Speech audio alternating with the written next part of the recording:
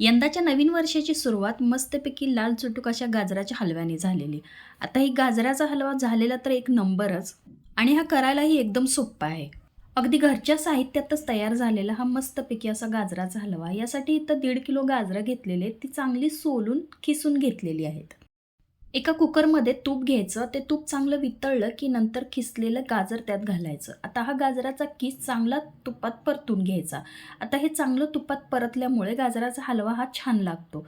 आता हे चांगलं परतून झालं की मग त्यात थोडीशी दुधावरची साय घालायची आणि त्याच्यानंतर बरोबर अर्धा लिटर दूध त्यात घालायचं. हे चांगलं परतून घ्यायचं आणि नंतर ह्याला 2 शिट्ट्या करून घ्यायच्या. कुकर काढायचा आणि ते थोडंसं आटवून घ्यायचं. आता हे साहित्य जरा आटलं की मग त्यात साखर घालायची. आता इथे 300 ग्रॅम साखर घातलेली आहे. आता इथे या साखरेचं पाणीही झालेलं असतं, तेही चांगलं आटवून घ्यायचं आणि त्याच्यानंतर तुपात तळलेले ड्रायफ्रुट्स त्यात घालायचे. हे सगळं साहित्य मिक्स करून घ्यायचं आणि त्यातलं सगळं पाणी आटवून घ्यायचं. त्याच्यानंतर वेलदोड्याची पूड घालायची, तेही चांगलं मिक्स करून घ्यायचं आणि नंतर त्याला मॅश करून घ्यायचं. आणि आता इथं हा आपला गाजराचा हलवा तयार होतच आलेला आहे. थोडंसं पाणी आटायचं राहिलेलं आहे. तेही चांगलं आटवून घ्यायचं. याच्यानंतर अगदी 2 मिनिटातच आपला गाजराचा हलवा तयार झालेला. आता इथं हा गाजराचा हलवा तयार झालेला आहे.